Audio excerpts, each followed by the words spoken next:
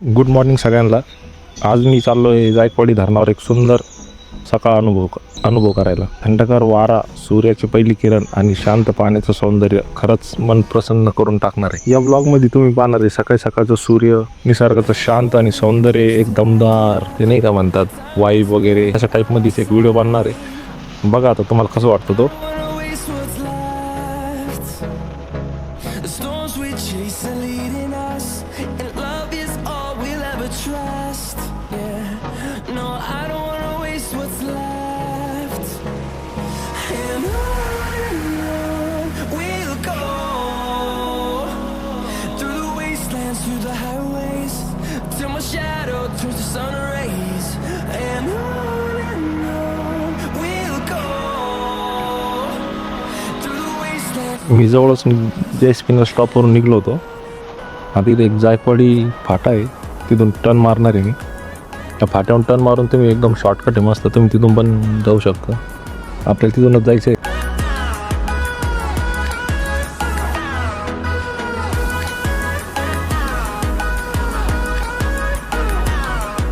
मध्ये आल्याच्या नंतर असा सिमेंटाचा रोड आहे. या सिमेंटाच्या रोडनं तुम्ही कंटिन्यू करून सरळ जाऊन तुम्ही डायरेक्ट हा रस्ता डॅमलाच जातो.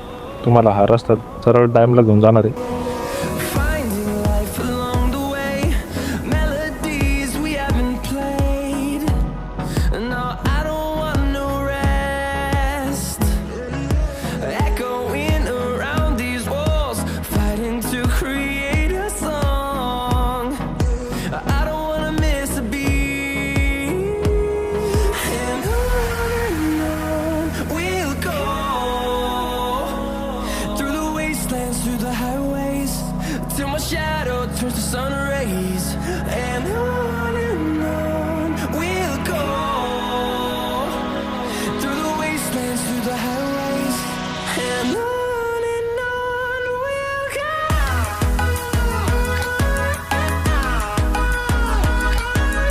मी तर थोडं थांबलोय धरणाच्या अलीकडं. तुम्हाला एक माहिती द्यायची आहे का, धरणाजवळ जायकवाडी पक्षी अभयारण्य आहे. तिथं दरवर्षी 150 पेक्षा जास्त पक्ष्यांच्या प्रजाती येतात. ते बाहेरून उडत येतात.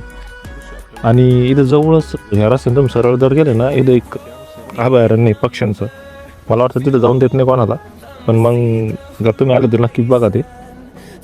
आणि एकदम असं पक्षीचं एकदम वेगवेगळे पक्षी, इथं भरपूर फोटोग्राफर वगैरे येतात, रील वगैरे बनवतात लोक. पिकनिक स्पॉट आहे, फोटोग्राफी आहे, आणि पिकनिकसाठी एकदम उत्तम जागा आहे ती. तुम्ही जाऊ सगळ्यांनी एकदा आले ना तर नक्की जा तिथं.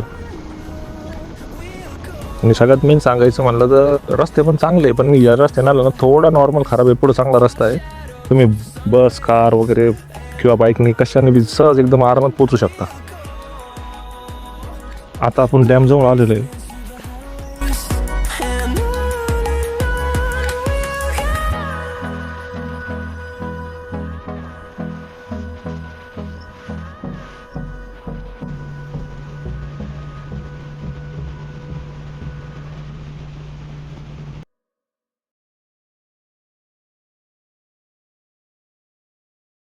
सगळ्यात पहिली एंट्रन्स जी ना डॅमची, इथं एक गेट आहे. एक गेट तुम्हाला दिसतंय, पण सगळ्यात पहिले मी गाडी पार्किंग जाणार आहे. गाडी पार्किंग लावल्याच्या नंतर वर जाणार आहे. त्याला तरी इथं गाडी पार्किंग लावून घेतो पहिले मी.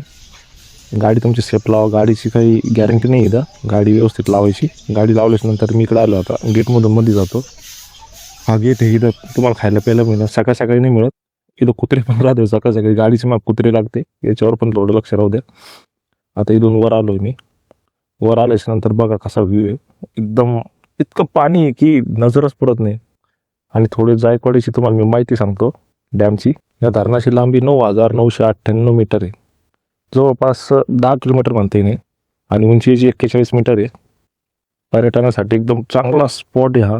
इथं तुम्ही नक्कीच भेट द्या. तुम्हाला एकदम असं आता खाली जाऊन तुम्हाला दाखवतो खालून कसं दिसतंय व्ह्यू वगैरे. इथं पाणी आहे. इथं थोडं सावध राहा. दगड सटकणारे दगड आहे. तर ज्यांचं वय जास्त आहे किंवा छोटे मुलांनी येऊ नका शक्यतो, कारण की दगड थोडं हालतात आणि ढासळतात. बघा पाणी किती मस्त वाटतं एकदम. इथं बसून पाण्यामध्ये पाय ठेवून इतकं भारी वाटतं ना, असं लुकडच येणार नाही. शांत पाण्याचा आवाज येतो एकदम मस्त, कानाला एकदम भारी वाटतं, मन रमतं इथं. बसलो इथं भरपूर वेळ. आता वर जातो. वरून बघा किती भारी नजारा येतो. ती जी दिसते ना लांब पाणी, तर ते पूर्ण गोदावरी नदी आहे. ते पुढून दरवाजेमधून बाहेर येत राहते. ह्या डॅमला टोटल 27 दरवाजे आहे. 27 दरवाजेमधून पाणी जे पुढं नांदेड साईडला जातं विष्णुपुरी डॅमला. एकदम मग काही थोड्या दिवसापूर्वी पैठणची परिस्थिती खूप वाईट झाली होती.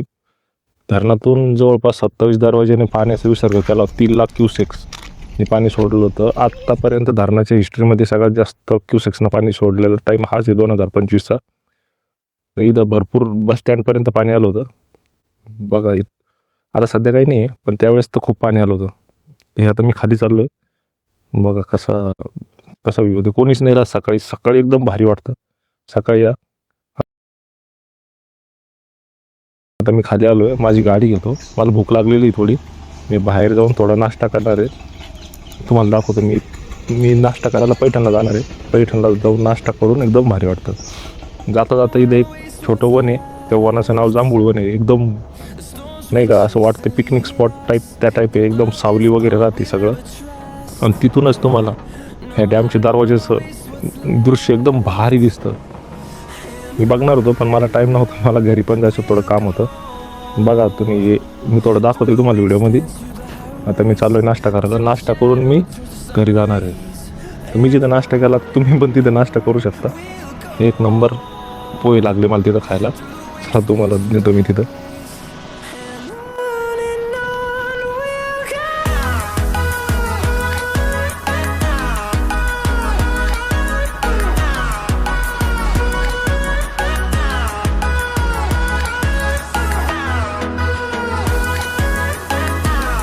जाता इथून नाही का संत एकनाथ महाराजांचं मंदिर आहे. इथून पण तुम्ही मध्ये जाऊ शकता.